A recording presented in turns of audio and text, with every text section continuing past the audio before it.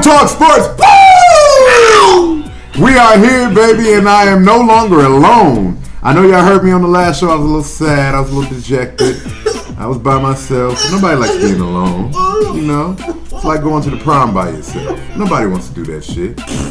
Unless you're the class player. What's up with the sound effects, man? Hey, man, we get it in. Real Talk Sports, pod number 15, NFL Week 8. And for all of you that don't know, we are not just covering NFL. We will be covering NFL, NBA, the World Series, and NCAA today. And maybe NASCAR? All right. So, before I get off tax and punch Vinny in the mouth, let me introduce the players. Violence, not the answer. To my right, Rex Ryan himself. Oh, man. Or he could be Mike Tannenbaum, depending on the day. Ladies and gentlemen, Luis Fernandez. It's October the 22nd, 2012.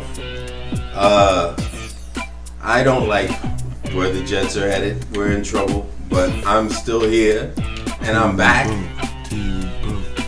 And we are not listening to the Tebow chants, even though Sanchez sucks. But we're gonna get into that.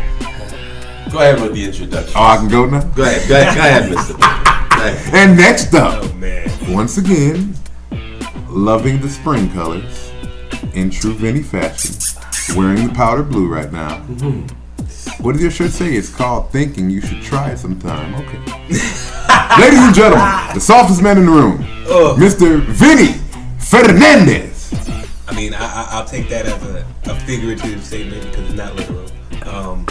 I'm out here, truth be told, Real Talk Sports, we trying to get you the information that you desperately need because I'll be real with y'all, man.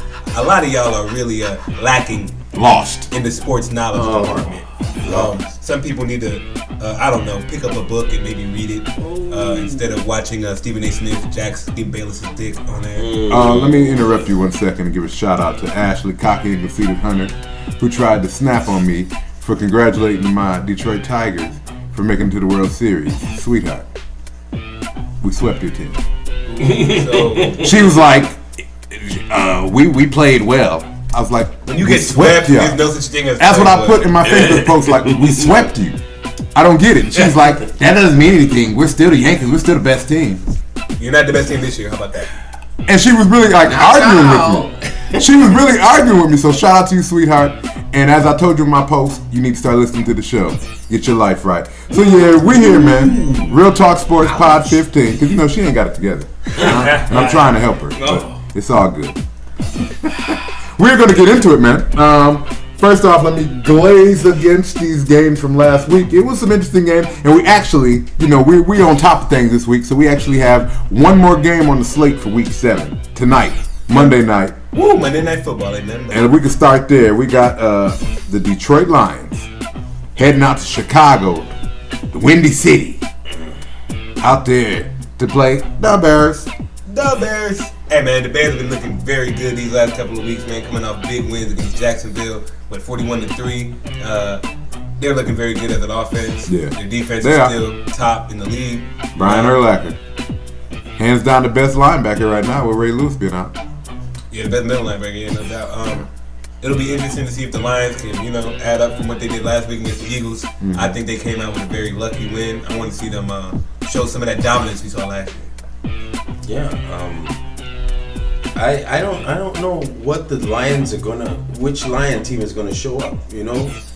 We've seen a Lions team that marches down the field, throwing it to Megatron, using the run game. Mm-hmm. Matt Stafford, getting time, and you've also had a erratic throwing the ball all over the place, interceptions everywhere. Almost madness. New York Jets like. Yeah.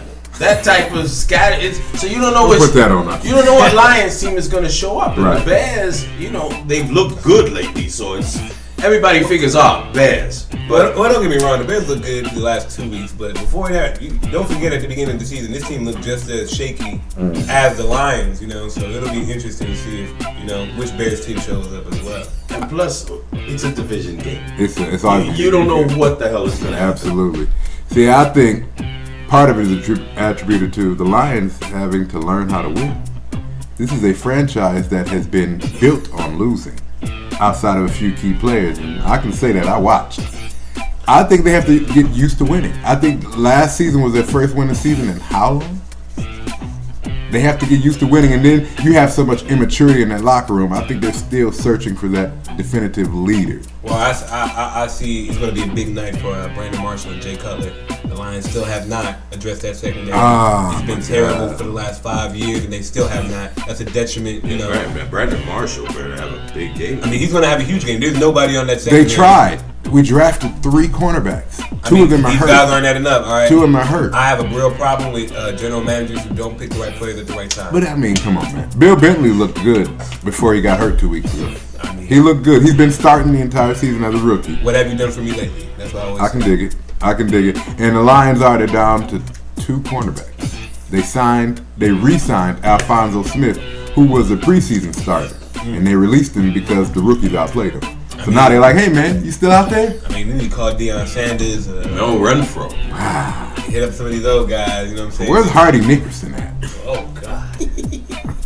So, yeah, we're going to need help. Our starting corners is Chris Houston and Jonte Green, a very athletic rookie cornerback who can't catch. And they were saying, you know, his athleticism, and his intangibles are off the chart. It just hasn't translated. He's a development project, pretty much. But he's starting. I mean, for a team that expected to go to the playoffs again this year, you know, you don't have room to have developmental pieces. You need to have pieces that will produce, you know. Yeah. And I think that they are getting Javid Best back this week, I know. He's coming back from his concussion, you know. That'll be big. Hopefully he doesn't run into anybody, you know, hit his head again, you know, then he'll be knocked unconscious. They're going to use him sparingly because, you know, ever since Detroit drafted him and Mikael Lasher, they were supposed to be the 1-2 punch. They've never played in a game together, ever. Well, it'll be really interesting to see if maybe that 1-2 punch can surface. And, you know, a guy I was high on in the preseason, I know you guys remember Keelan Williams, which was like our second, third string running back. He's been released. He's been jumped on the depth chart by Jaquai Bell, and, of course, Kevin Smith still is on the roster. So, yeah, they're making room for Javid Best, man. So I'm looking for that team to put it all together, to be more balanced. Our receivers, the past 2 weeks, it haven't been Stafford's fault. The receivers have been dropping some passes. I've seen Megatron drop 2 or 3 passes. So, Madden curse, man. That Madden. But I mean, I haven't seen any Nate Burleson. I haven't seen any Titus Young. Oh, Titus Young. I thought he was going to have a bigger season than what he's had. I haven't seen any Ryan Broyles, our second round pick. Yeah, I don't know who the hell that is. Second round pick. Yeah. That's not a pretty So, doesn't sound like a good second round pick. These pieces got to start playing. Well, he got hurt. You know, he was going to be a first round pick before he got hurt. Yeah, I mean, the name sounds familiar, but you know, because of the season. Yeah, he was an. Yeah, he hasn't played any. He hasn't played much at all. So I mean, he's still learning the ropes. So you know, let's give our predictions so we can keep it moving through this thing. I'm going upset alert because everybody's picking the Bears because the Bears have played better, quite frankly. So I have to acknowledge that. But I think the Lions can pull the upset because we need it. We're 2-3. We're on our heels, and in order to get in the playoffs, you got to get wins like this. Well, you're gonna have to beat the guy in the NFC North, man. You got to beat the Bears. This is the first test. It is the first test, and I definitely think they can beat the Bears. It'll be a grind out game. It won't. But Stafford, see, he's deadly in the fourth quarter. The last game, they scored 17 points in the last 10 minutes of the game.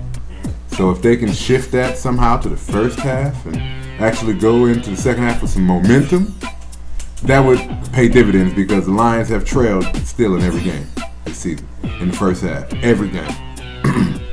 So I'm going to say something like 28-21, Detroit.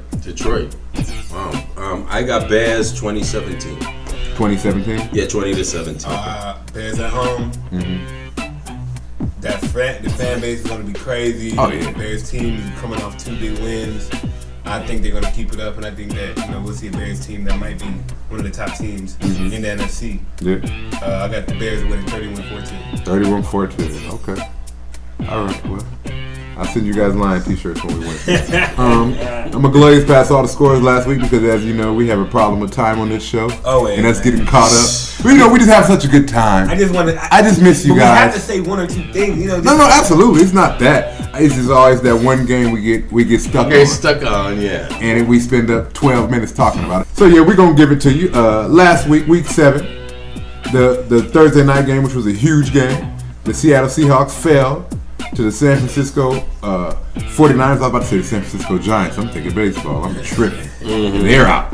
Yeah, anyways, they fell to the San Francisco 49ers 13-6. This was an extremely defensive, grind out, punch you in the mouth type of game. Alex Smith is downgraded.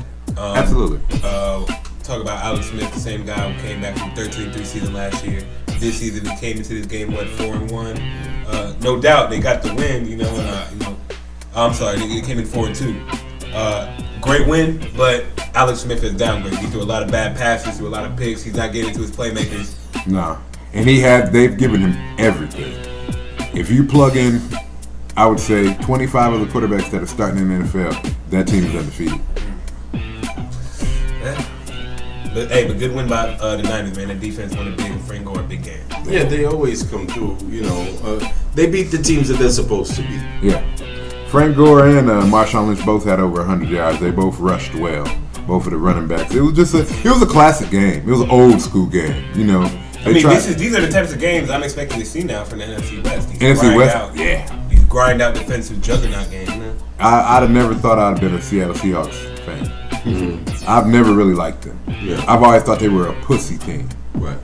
They're so tough this year. No more. They're so tough. I cannot hate. They have the type of defense that you want your team to have. Yeah. Right. Their defense is. Oh, I love Richard Sherman talking shit to Tom Brady. I'm a Tom Brady fan because he's from Michigan. But gotta give credit to where credit is due, brother. He picked you off and took the game into his hands. He said, "You mad?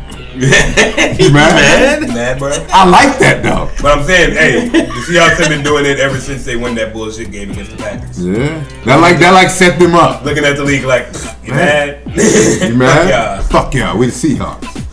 So yeah, that's what's up. The next game on that slate, Tennessee Titans, great game, 35. Buffalo Bills, 34. Last minute win, man. This looks like one of those classic college games where the team just go back and forth. Yeah, it was one of them high scoring games, man. Outrageous scores, no defense. The Bills just gave it up, man. I mean, how you not win that game after coming up big? Can you return the player when you give them a big contract? Like, do you have a certain refund, a warranty? A couple months, like, hey man, limited time warranty. Because the Texans look like geniuses getting rid of Mario Williams. He's done absolutely nothing. I can't defend a man who hasn't produced at all, having the biggest contract. It's so bad the Bills re-signed Sean Merriman. Wow. Yeah. Nobody. He had a little article like, "Yeah, I'm just excited to get another opportunity." Yeah, you were at the crib. Yeah, man. He has an EBT card, man. He was in San Diego trying to give Norv Turner a hand job. Like, hey, man, I know you need me. That's tough. It was a good pickup. I mean, he played for the team before. It's for nothing. They getting him for dirt cheap. And after he's spending $100 million, they need to start, petty pitching. Oh hell yeah. Might as well. Oh yeah. Another thing, CJ2K, great game. Oh God, 195 yards. Is CJ2K back? Is he back? Well, they had his numbers up through the first, 6-7 weeks, and it was like 17 yards, 14 yards, 141, 24, and then 195. So it's kind of like he's kind of getting it back into it, but he got to stop all that dancing. He does a lot of lateral dancing. A lot of times with him, if he would just hit the hole, because the hole is there, but it closes up quick. Right. And he's a dancer. I think that since he's not a physical runner, the Titans should have somebody who has that change of pace, and I don't think they have that. It was Lindell White. It was Lindell White, and he's gone. He's been gone for years. Where is he at? No? Okay. Lendo, give us a call. USC playing with Matt Barkley? Give us a call. We'd love to hear from you. I don't. We hope for the best. But you know what? He did run harder this game. This particular game, they made him. He picked up a lot more 5 and 6 yards versus him just hitting that home run like he likes. Like, you can't outrun everybody anymore, man. Defenses are getting faster. Unless you're Robert Griffin. Oh my God. We'll get to that game. Next up on the slate, the Cleveland Browns fall to the Indianapolis Colts, 13-17. I said the Browns might win this game. It was a close game though. Yeah. The Colts still have a lot of issues to fill. The Browns, man, devastating drop. Another game that they could have won. Yeah, they had many chances to win. Andrew Luck had 2 rushing TDs. Andrew Luck said, "Don't forget about me."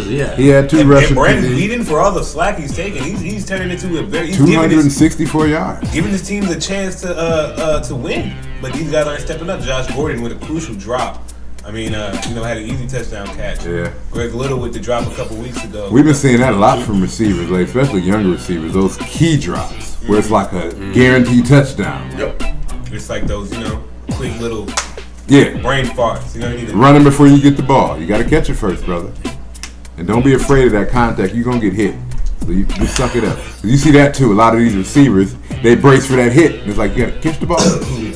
Them young boys. Wait a minute, sir. Them young boys, they see the hole, they hit it, and they, sorry. I swear it's never happened before. They need to start pulling a Wes Welker. You see too many people, you just fall to the ground. Yeah. But Wes Welker's like 103 pounds soaking wet. He ain't got no choice. All right, next up on the slate, the Baltimore Ravens got destroyed by the Houston Texans, 43-13. Terrell Suggs didn't stop but he actually looked decent for him coming back from injury like that. I mean, he made an incredible return. Had 2 sacks. Yeah. Like, damn, T-Sizzle, what you? Nah, his doctors are about to get paid. I worked on Terrell Suggs. Here's my card.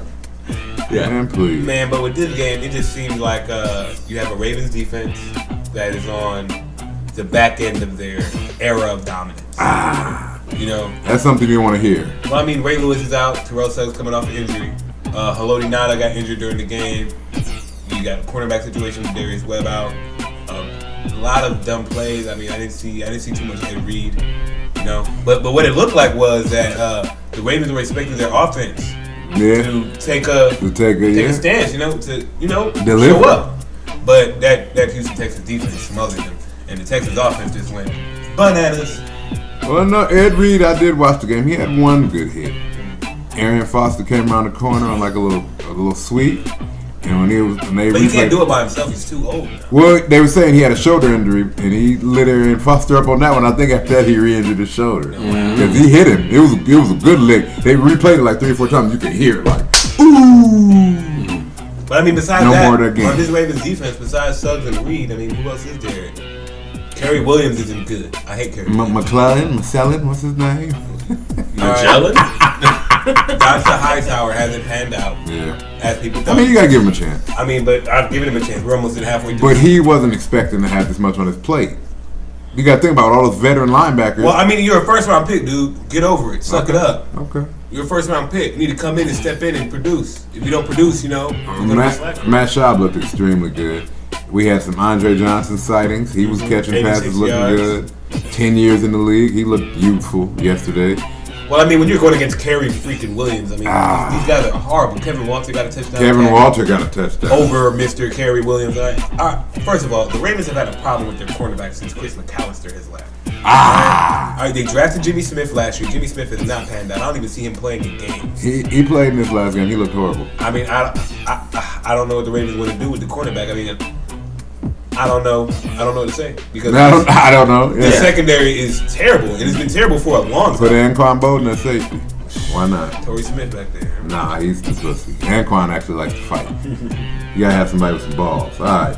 Next up, Green Bay beat up on the St. Louis Rams, 30-20. Aaron Rodgers threw for 342 yards, 3 TDs. Sam Bradford, 255 yards, 1 TD, 1 interception.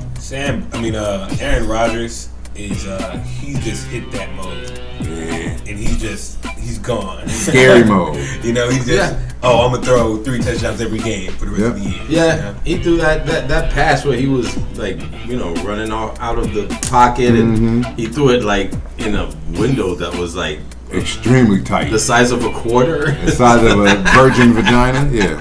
And despite Aaron Rodgers playing so as well as he did, man, like that Rams team, they actually fought. That defense is solid. The defense is solid. Sam Bradford, he had a pretty good game. Steven Jackson finally gets a scoring touchdown. James Laurinaitis, Chris Long. Yeah, the boys, they're coming to play. I saw Dunbar making big plays. They're coming to play, man. So those top picks are starting to pay off. Absolutely. Those kids are starting to to blossom. And getting Courtland Finnegan helped tremendously. Well, they got one of the best coaches. And having Jeff Fisher too. Yeah, that's huge. his system fits perfectly for that team. So yeah, definitely. That's what's up, man. Next up on the slate, New Orleans Saints get 2 wins and beat up on the division rival Tampa Bay 35-28. Drew Brees throws for 377 yards, 4 TDs, 1 interception. Josh Freeman, the high passer of the week, with 420 yards and 3 TDs. Great game. I sat and watched it. It was very, very high, strong. It was kind of like the Buffalo-Tennessee game. Mm-hmm. You know, like I said, college scores. Well, we know the Saints haven't even put a defense on the field yet. What was interesting to me was actually the play at the end. The last play of the game was actually a really controversial play. Yeah. You know, going down, the clock hits 0. Freeman throws a pass to Mike Williams in the end zone. I think Touchdown. Touchdown. But they wave it off. Penalty flag. The flag is ineligible receiver. He steps out of bounds, comes back inbounds. I was not aware of that rule. I think that's bullshit. Because it's been years since I heard that. I mean, because he got pushed out. Yeah. It was because he got pushed out. It wasn't like he intentionally went out of bounds. He got pushed out and he came back in. I thought that was a real questionable call. And I think that's why the rule was created initially, because you used to have receivers that would run out of bounds and run back in, like to use it as a decoy. Yeah. It's like, no, you can't do that. But that's not what happened, like you said. It was very questionable, but at the end of the day, you got to win the game. Yeah. You got to win the game before that play even gets called. Yeah. That's really what it is. And that's they let the Saints come back. I mean, the Buccaneers came out firing on all cylinders. Yeah. Quick scores to Tyquan Underwood. Well, Breeze, he had like over 300 yards at the half, and he ended up with 370. He didn't even get 400 yards. Yeah. So it's like the offense just stopped. Yeah.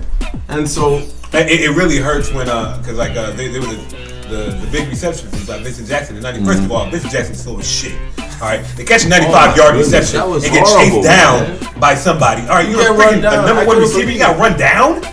Okay. You're wide open. You remember the James Harrison return in the Super Bowl? Yep. Man, he had more. He had more wheels than that. He had more jets than that. Vincent Jackson is slow as shit. He looked like you know when Rich Eisen does the thing at the draft. He runs to 40 and shit. Don't tell me that. Not with the suit on. He's running with looking crazy. Running with the big guy. Wig piece about to fly off. He comes and chases Vincent Jackson down, tackles him at the 1. So first of all, great play by the Saints defense, no doubt. But you're a number 1 receiver, man. You gotta outrun that guy when you're wide open. And then to come for the next 3 plays and not be able to run that touchdown in, and they got denied. The 6. That's the whole thing. They didn't get the 6 points. Vilma played. Vilma was one of those guys who was stopping that dive play. That's what's up, man. Hey man, I mean, great game by the Saints, terrible game by the Bucs. The Bucs gave one away. They gave one away, and then you can't do that in this division. Everybody's piss poor. Next up on the slate, the ever so disappointing Dallas Cowboys win against the Carolina Panthers, 19-14. Romo threw for 227 yards, 1 TD. Cam Newton threw for 233, 1 TD, 1 interception. I just don't like this Dallas team. They play to their competition. Yeah, they do. They played bad with the Buccaneers last year. Similar type of game with the Bucs. Same game today with the Panthers. We got explosive water in here in the studio today.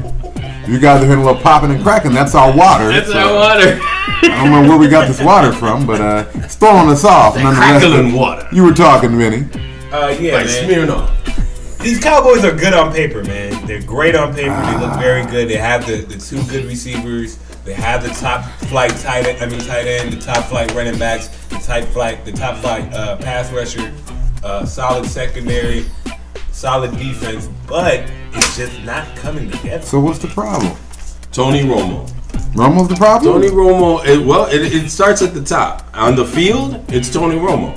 Tony Romo's been around. Everybody's acting like Tony Romo's been around for like 3 years, 5 years, 9 years. He's like a decade into the league, and after a decade, you pretty much know what you got. But I don't think he's been playing bad. I think he never does play bad in the regular season. That's the problem. He plays very well. But he's had questionable decision making. It's always been a question of decision making with Tony Romo, and he's had some very bad decisions. Even the touchdown he threw to Miles Austin the other day. That was a play where I just saw him throw it, and I was like, "What the fuck are you doing?" Yeah. And it came in, and I got to back off because he made it. But those are really risky plays. Yeah. He makes really risky plays.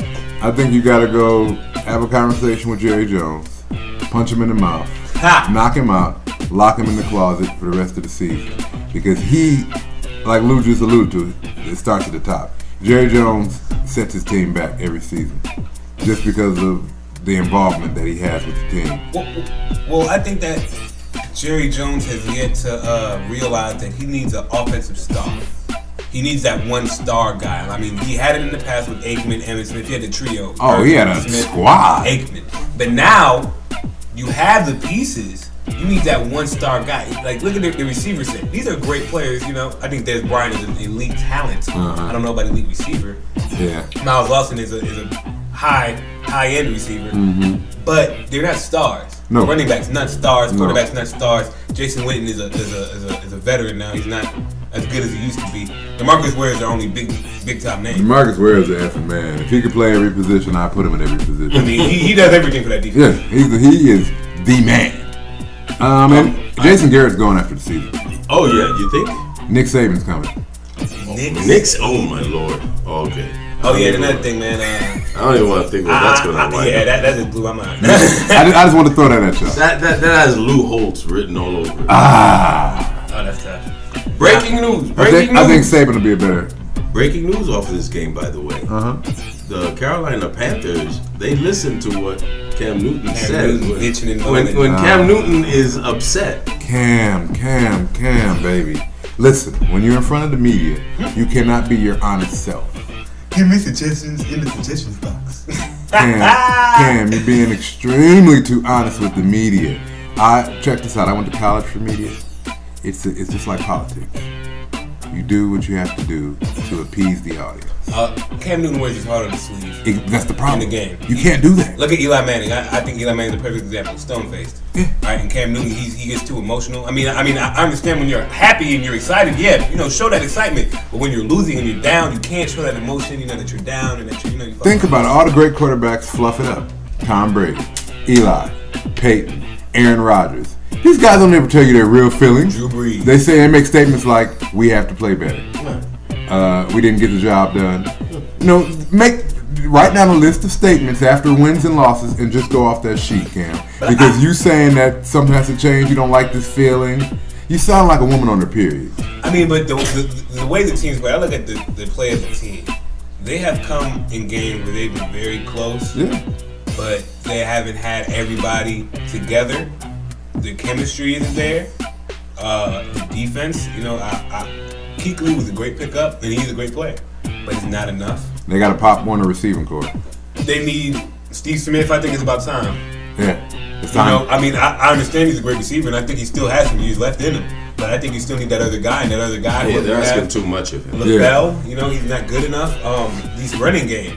Where the hell is the running game? Yeah, that I don't know. How do you call it? They lost the center, Ryan Khalil, for the season. That hurts. That's huge. That hurts. Yeah. But as a Jet fan, I can relate to having a great center and losing him.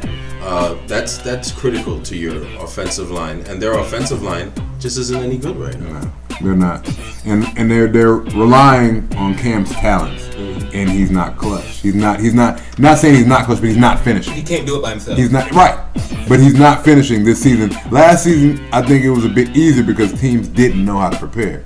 Again, it's a season of tape now. They know what to expect, and Cam's playbook is not that large. No. His playbook is not that large. I mean, I would have expected to see more power options and more of those type of plays, type of plays where he can just run the ball and get, that short yardage, get these second and short, third and shorts, Yeah. Well, that's that game. Cam, tighten up, put your vagina away. Yeah, and they got rid of the GM, so. He said some changes needed to be made. Yeah, they got rid of the GM, so Marty Herney, the GM, got relieved of his duties this morning. So it'll be interesting to see who gets bumped up and what changes that GM may make. Ryan Rivera's on notice too, man. He's the next in line. He hasn't been there long enough. It doesn't matter, man. I mean, you got new GM. He might want his own guy. They're gonna bring in Mike Holmgren. Next up on the slate, crazy pick. The Arizona Cardinals. John Madden. John Madden's so senile. I tell you. Arizona Cardinals took a loss to the Minnesota Vikings, 21-14. Adrian Peterson runs for 153 yards and 1 TD. Did this guy even get hurt?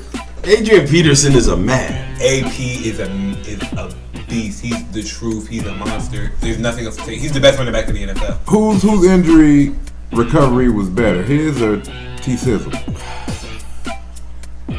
I give it to AP because he gets hit every damn play. Oh yeah, his body at work since he's been back has been crazy. He's okay. Yeah, this game. Did you watch this game? This is one of my favorite games. Christian Ponder is looking strong. Well, actually, Christian Ponder had a very terrible game. He had 58 yards, a pick, no touchdown. No, I'm saying but throughout the season. Yeah, throughout the season, yeah. But this game, better. the last 2 games, he's been looking. He's coming back to earth. Percy Harvin had a big game. You know, he got a touchdown. Percy? But that's how you say that. That's how you gotta say that. You gotta say that name every time. Percy. But it's that Minnesota defense, man. That defense is, I have to say, is a top. Harrison Smith touchdown return for. I didn't realize he was gonna be as good.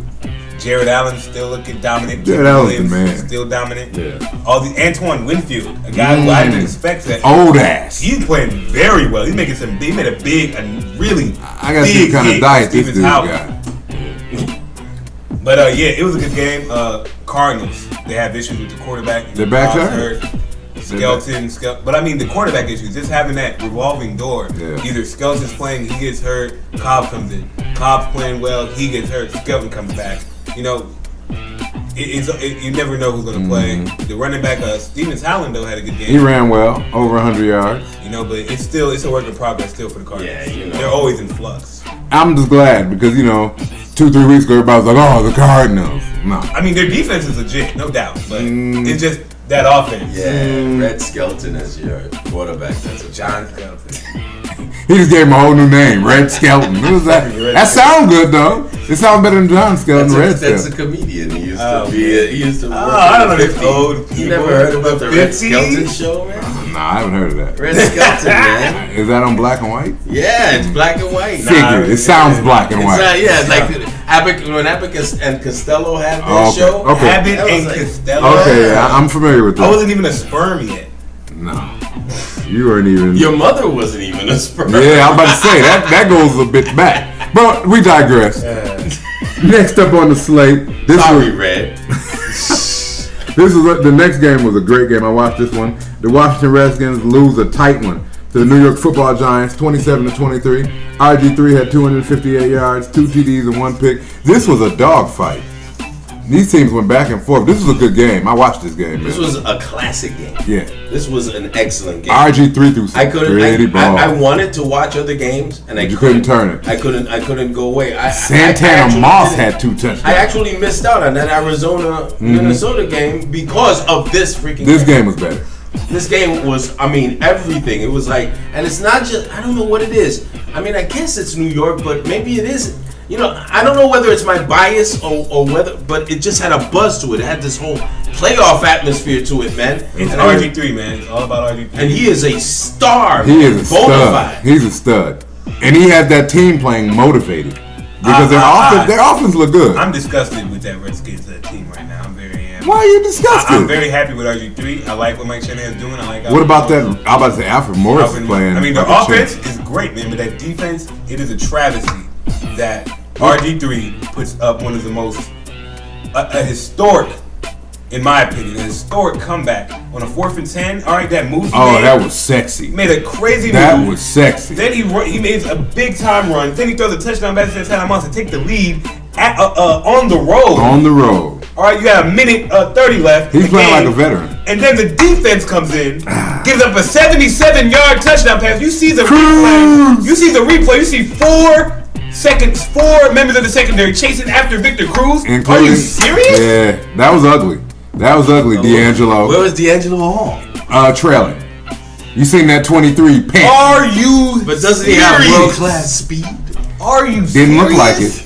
Victor Cruz looked like the Flash. He let that black Puerto Rican run down that field. Victor Cruz was finished solving by the time he made it to the end zone.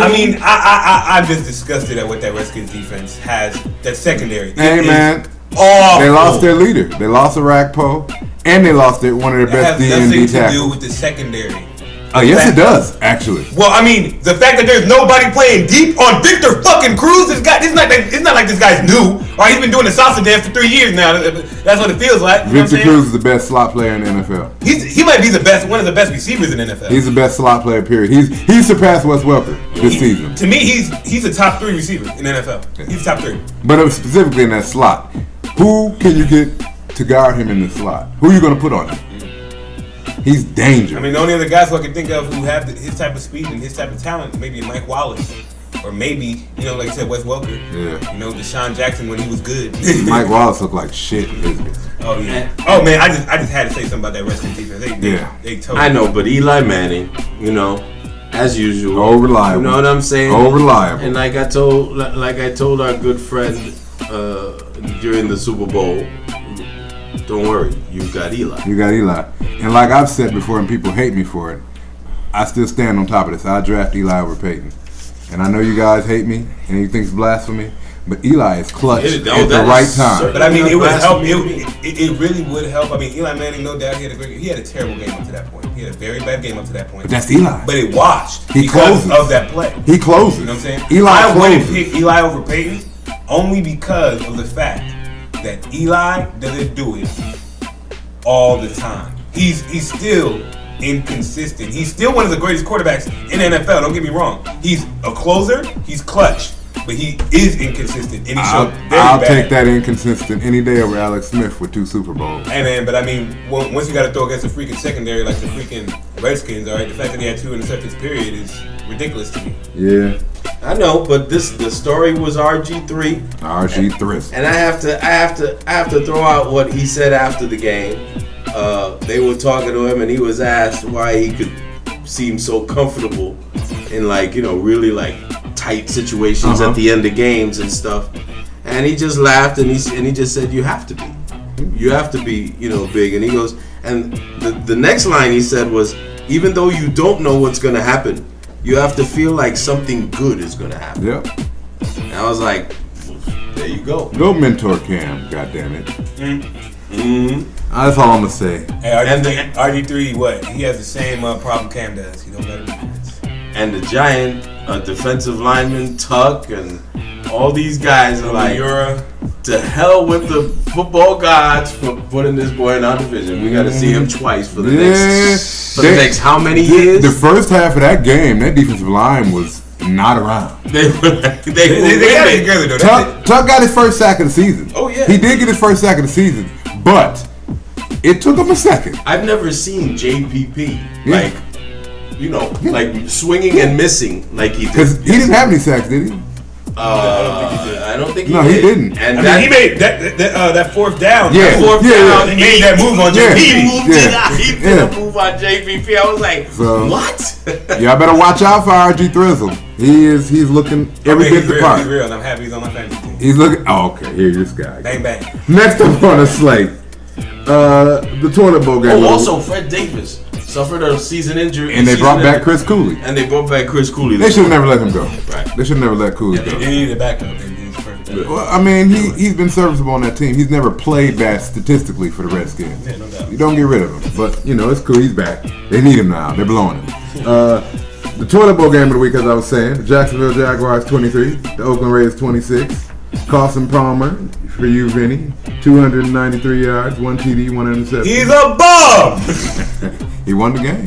He won. Against the Jaguars, all right, with Chad Henne at quarterback. Oh, hold on. Michigan. Chad Henne is an upgrade to Blaine Gabbert. Sir, Michigan alert. If you say so. Chad Henne, you take Blaine Gabbert or Chad Henne? I would take Seneca Wallace. No. Wow. And with that, we're moving on. MJD and Gabbert both got hurt. Rashad Jennings and Chad Henne came in and replaced. They played very, very well, but they just could not finish the game. It wasn't much to that game. It was a bunch of on the defense, on the Raiders defense. I think his name is Morris. I don't know. He's a rookie this year. He had a great game. He had a great game. He made some big plays. I forget his name. We got to look that up, but. I think his name is Morris, something like that. I'll check it out. He had a great game, man. I have to shout him out because he played very well and he helped them win that game. That's what's up, man. You gotta have some love in Oakland. Next up on the slate, the heartbreaker of the week. The New York Jets go out to New England, play a great game plan. They lose in overtime, 29-26. I'm not mad. I'm disappointed. I thought the Jets played well. I didn't like the coaching decisions. I think the coaching decisions was where we were very lacking. And the drops. Oh, man. Stephen Hill is... I mean, we've known this forever. I knew this since he got drafted, and he was a dropper. But he's a dropper? He looked like Roddy White year one. I mean, but like I said, I just said Roddy White. That's a guy who came out of nowhere and got better. Yeah, absolutely. You know? It's tough losing these games. That last drive before the overtime, and you guys are driving on the field. I think I had the ball something like 3 or 4 minutes, and Sean Green was running like a man. They always go away from him. I mean, they're starting to go away from him. They settled for the field goal, and I was just like, that's when you let the Patriots back in, because they got the ball back, tied the game up, went overtime, yada yada yada. See, they're playing conservative because they're on the road, but I think that you have to be the opposite. You have to play aggressive when you're in that situation. Why? What do they have against Tim Tebow? Why would you bring him in and not use him? Well, that's what I screamed down the stairs. I was upstairs when that sequence was going on, and I ran out into the hallway and I screamed down to him. I said, "Leave Tebow in. Yeah. Let him run it in. Let him run it. That's what he's good at. Get the 6. That's what he's good at. Exactly. He can run the ball. He can run the ball, and he can run the ball when he's They in use close. him. They use him for one play. It seems a lot. They use him for one play, and then they take him out. I want to see him get like a 5-play sequence. He had 3 plays the whole game. But I'm saying he's not a guy where you can just come in and he does something spectacular. It's that he gets in and he produces a drive and he gets that score. You know, little by little he chips away at it. But part of that is to Mark Sanchez's credit. They don't want to. They're not trying to break any more on the psyche of Mark Sanchez. So it's like, okay, Mark, we just gonna give him a play. Right. You know what I mean? Because I think if Mark Sanchez were to watch Tim Tebow produce an entire good series, that would damage him. And it would make him think thoughts that he doesn't need to think right now. I mean, that's difficult for me because my attitude is you're a football player. Okay, your feelings and everything. It's not about feelings. It's about production. It's about production. It's about if you get the job done, you play, and that's that. Okay, but there's no room for feelings in football. I think this front office is so afraid of setting Mark Sanchez any further behind that they're tiptoeing. Well, they didn't make the decision to get him. I believe the owner did. So I mean, and they have to make it work now. Yeah.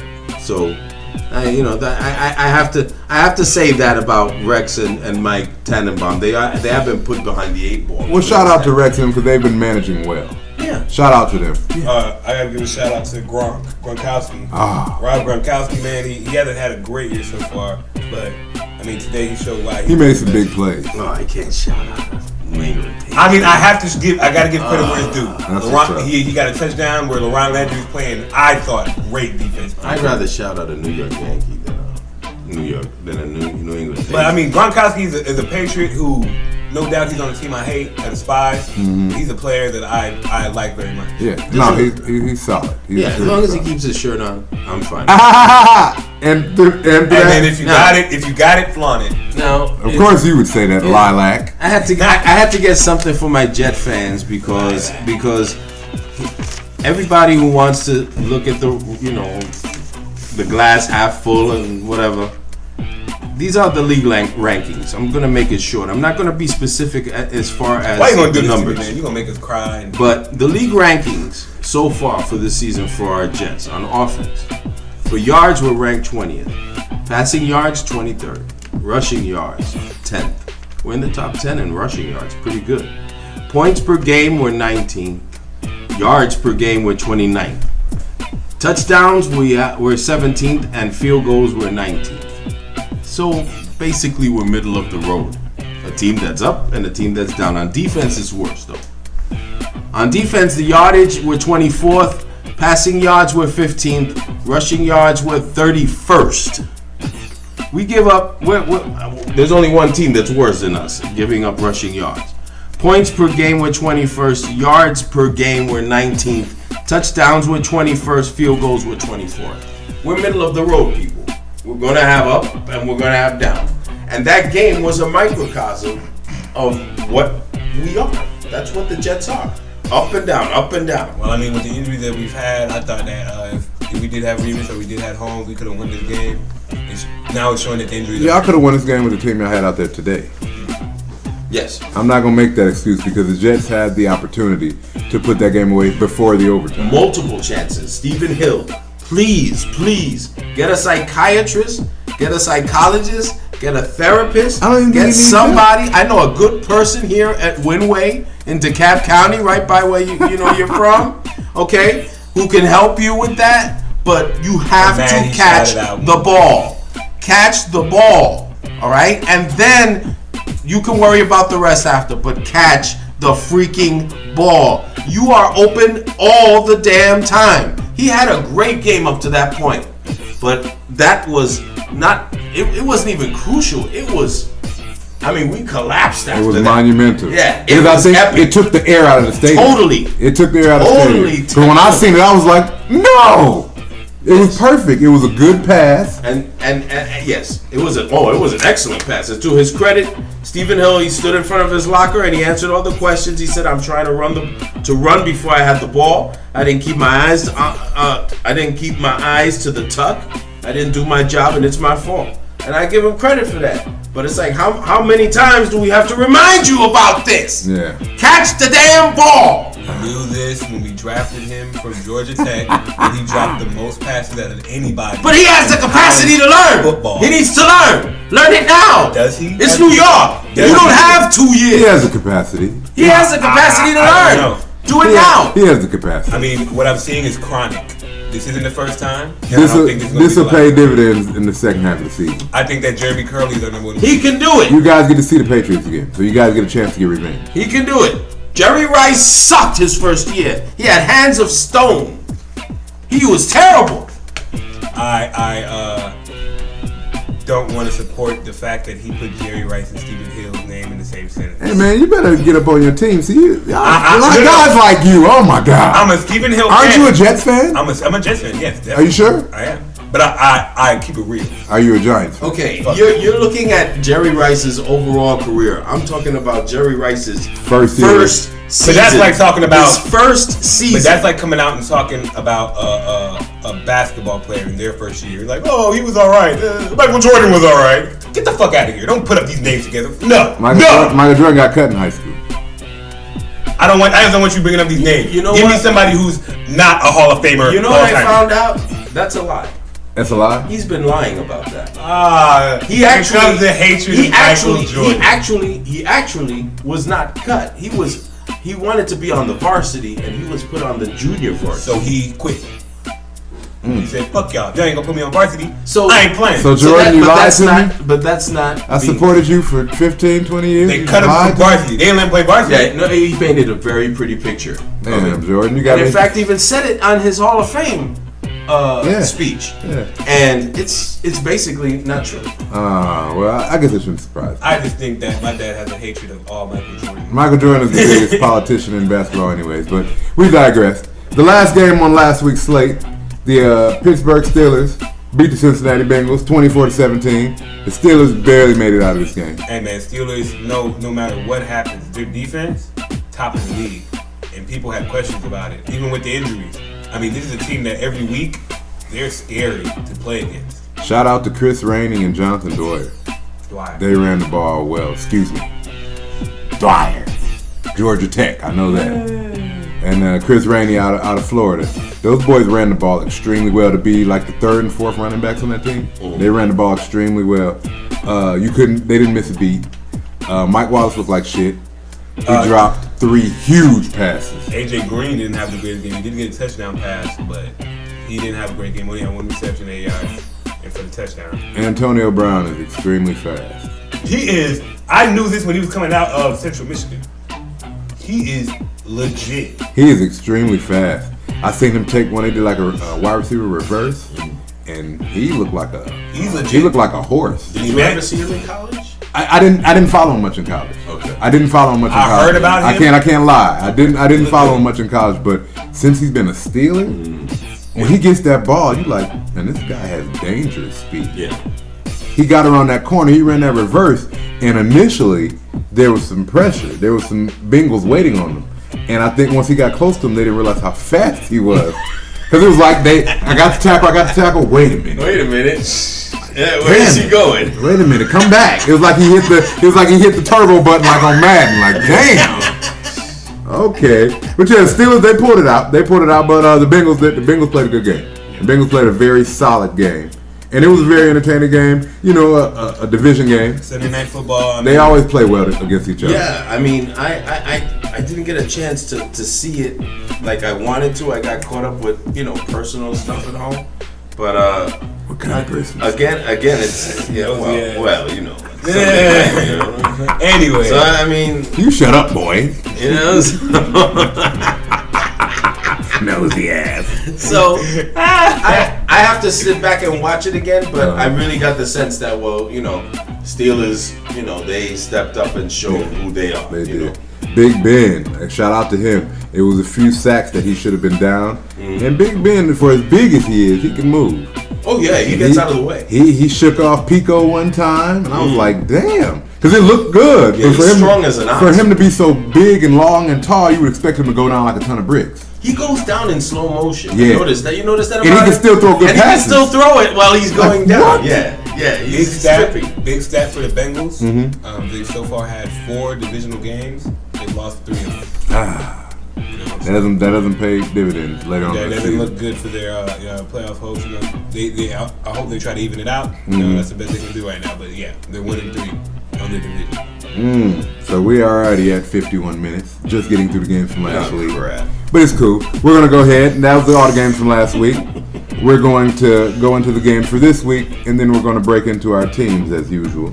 On the slate for Week 8, the first game on the slate, the 2-4 Tampa Bay Buccaneers head out to Minnesota and play the 5-2 Minnesota Vikings. I got Vikings winning this one in a big way. Absolutely. AP had a big game. Percy Harvin had a big game. 22-12. 22-12. No, it's gonna be like 34 to. Yeah, it's gonna be 34 to 10. That kind of thing. Minnesota. I'm with Lou. I think it's gonna be something like 31-7. I think the defense is gonna score 2 touchdowns. Oh wow. I really do, because Tampa Bay, when they fall hard. Trust me, I know. Jared Allen, 3 sacks. Harrison Smith, 2 interceptions. Oh, okay. Let's not get on the Harrison Smith thing. I am. And when you're wrong, you want to admit it. So. Next up on the slate. That's fucked up. I think he was from Michigan or something. My 6-0 Atlanta Falcons head out to Philadelphia to play Michael Vick and the 3-3 Eagles. Falcons at Philly. At Philly. At Philly. I like the Falcons better than the Philadelphia, but I don't like the Falcons in playing Philly at Philly. In Philly, yeah. Yeah, those fans are gonna be excited. Those fans it's are always nasty a huge rivalry just because of Michael Vick. For everybody out there who doesn't know, the Falcons actually train at a place called Flowery Branch. Okay, that's pretty much the. Hold on, man. Hold on, man. Flowery Branch. Throw them into Philly, man. When they're like, man, what the? Okay.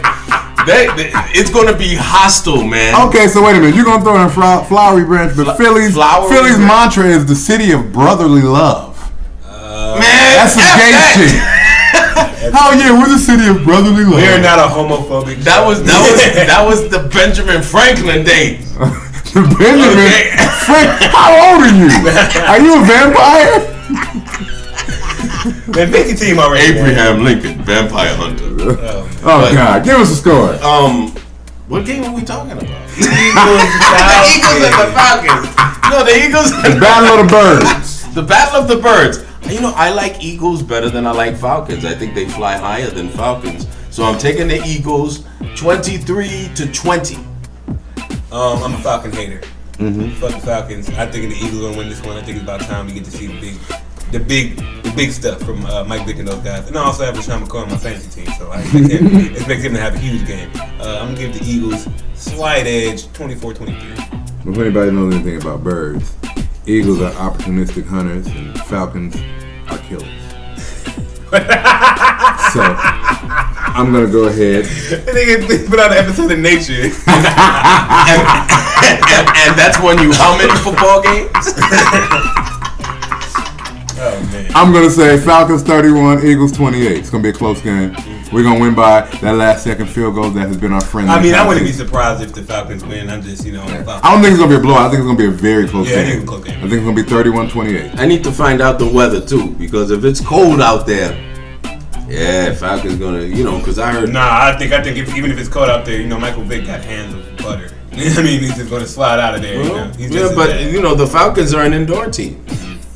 So I don't look at Michael Vick as I don't like indoor teams in cold. We 50-50 in the cold. Mm-hmm. Well, he's from Boston College, so he's played in the cold, Matt Ryan. But it's all about Julio, though. How Julio feel? You gonna be bitching and twitching. Michael Turner. He always played in San Diego. What is this Julio hate? What is this Julio hate? I don't hate Julio, man. Are you mad because you have Stephen Hill and we have Julio? Yes, I am very mad. I'm very mad. Very upset. Highly. That's what's up. Well, next up on the slate, you got the 4-3 New England Patriots going out and playing the St. Louis Rams, who are at 3-4. Patriots coming off a big win. I expect another big win. They look like they. You say that with no enthusiasm. Yeah, I'm not too happy about the Patriots win. You can tell by my voice. But I think the Patriots are gonna beat this Rams team. The Rams team looks good, but I don't think they have the firepower on offense. The Danny Amendola's been out. They don't have the receivers. I think it's Brandon Gibson. Yeah. And Chris Givens. Yeah, Givens. The guys. Yeah. They're not panning out. They need another big player, big time player. What's the score? Patriots 42, Rams 20. 42-20. God. Patriots 27, Rams 13. Patriots 17, the Rams 10. I think that Rams defense is going to keep the Patriots in the stable. It's going to be not as high a scoring game as everybody believes. Who's stopping Gronkowski? James Laurinaitis. Oh yeah, because he's so big, so strong. You don't think Laurinaitis can? No, I don't think there's any linebacker who can stop Gronkowski. No, don't sleep on James Laurinaitis. I'm not sleeping on him. I think he's a great player. I just don't think there's any linebacker in the NFL right now. You don't think Aaron Maben can stop? Did you say Aaron Maben? Aaron Maben. I thought you was gonna at least throw me a Patrick Willis. I had to get an Aaron Maben. You don't think Patrick Willis can run with Gronkowski? I know he can. I think he could run with him, but I don't think that he'll be able to defend the pass against him. He's bigger than. You don't think Patrick Willis can defend? No, I mean you throw it up and Rob Gronkowski's out jumping. He'll out jump him all the time. Yeah, there's nobody. I got your back, Patrick. It's cool. Show him, baby. Don't get me wrong, Patrick Willis. I'm a huge fan, though. You're the greatest, man. He's the best linebacker in football, but I still don't think he can check Gronkowski. I don't think there's anybody up there really. So who do you put on Gronk? You gotta put a safety. You need a big safety like Harrison Smith. You're a new boy. Right, my new crush. Yes, your man crush. Next up on the slate. Or double team him, triple team him. Double team. Double team. You need a big kid who can run with him. Yeah, that's true. Next up on the slate, the Indianapolis Colts sit in 3-3, and they head out to Tennessee to the Music City to get some of those Tennessee Titans at 3-4.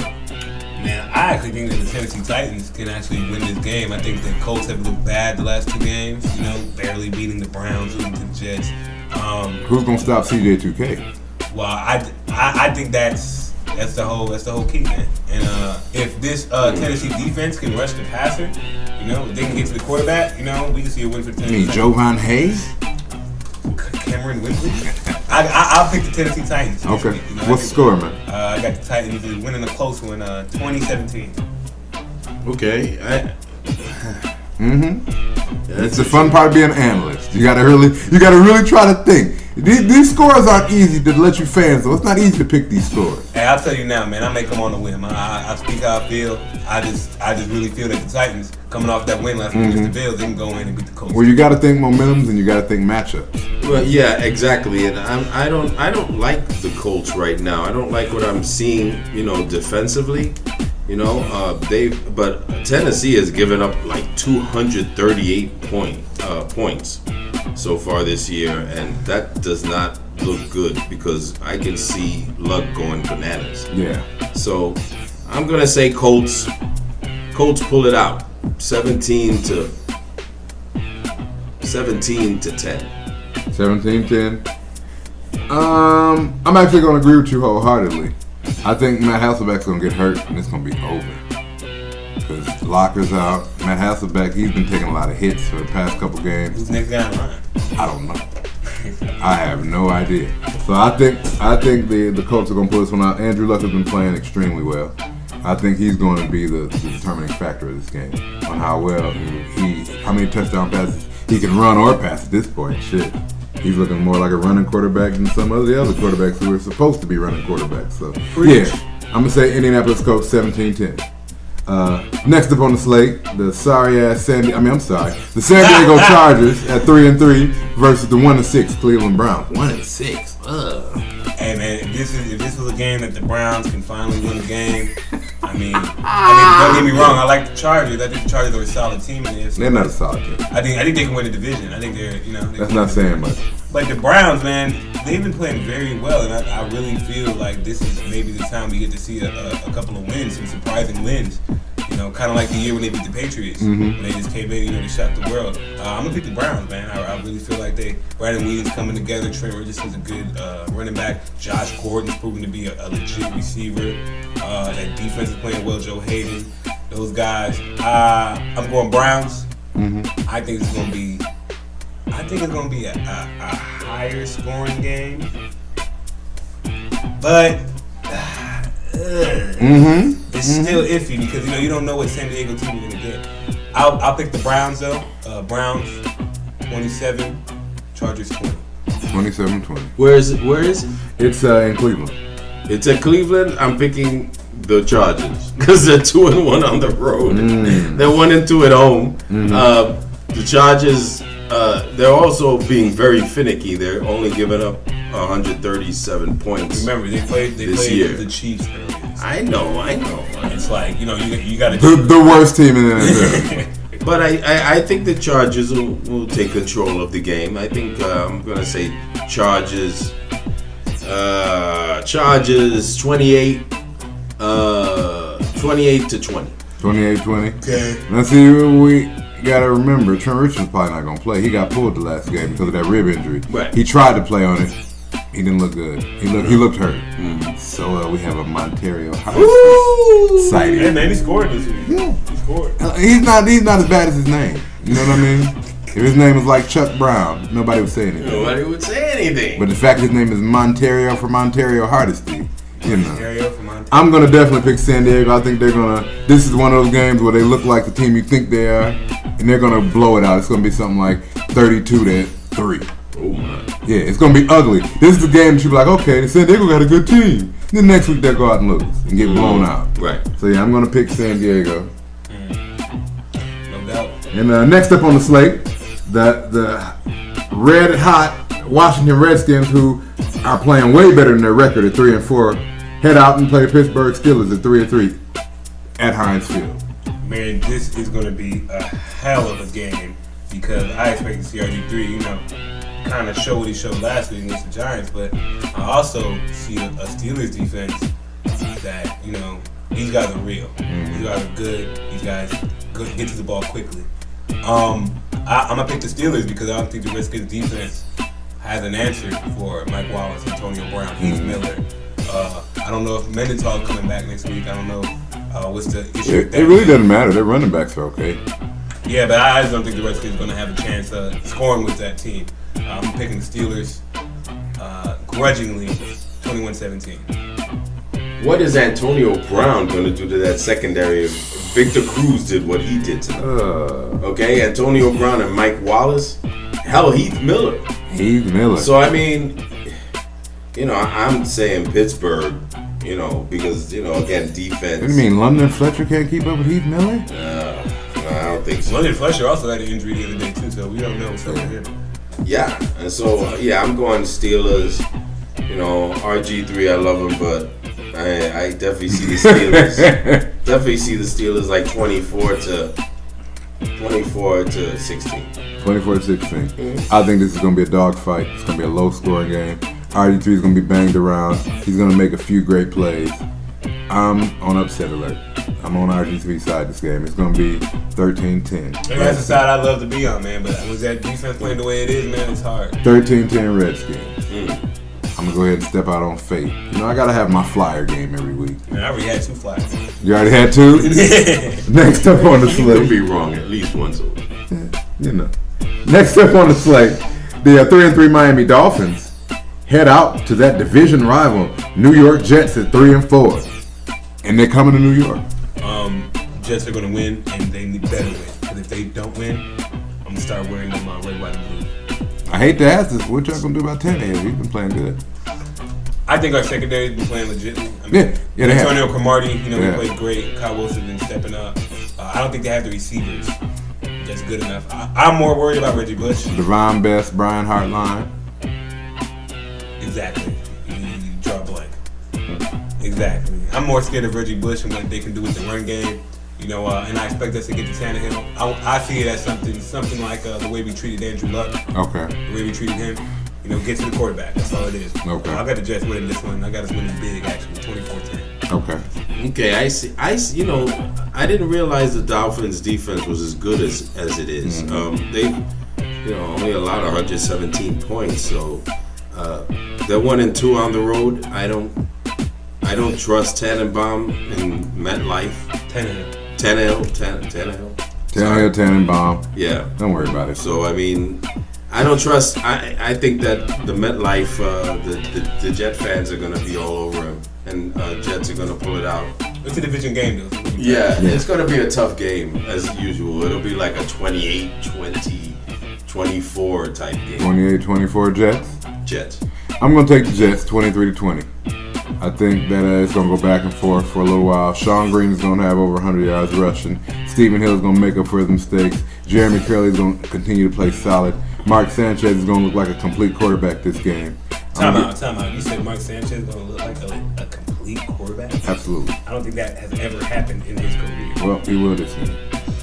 And I'm even going to step out even further and say he's going to throw for over 250 yards. Don't let me down, Sanchez. That's tough. Jets 23-20.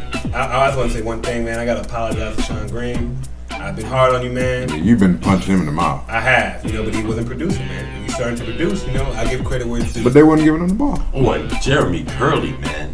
Jeremy Curley is playing for real. He's playing big. You were talking about Victor Cruz being the best slot receiver, and I don't argue that at all. But Curley's over right the there last behind. month, he's been playing up at well. that point too. Yeah, absolutely. He needs to learn how to freaking do punt returns. Don't stop calling for punts inside the 5, man. It's not working. I don't like that. He's catching balls don't catch inside a punt. the 5. Don't catch a punt and fair catching inside the 5, man. Let that shit go. Let it roll in. Yeah. Let it roll in, man. Or at least let the other team stop it. Hit somebody. He'll get that. He'll get that. And get chewed out by the right coaching staff. Next up on the slate, the 4-3 hot as ice Seattle Seahawks head out to Ford Field in Detroit. Play my Lions sitting at 2-3, and they'll be at 3-3 by the time that. Yeah, you wish. This is gonna be a tough game for the Lions. That Seahawks defense is big. And if there was anything that I think the Lions have feared, it's that secondary. Browner and Sherman, those big corners. Chris Clemens is gonna be all over that staff. I feel bad for the Lions. Seahawks gonna win this one. They're not gonna score too much. I got it 14-10. Seahawks. Wow.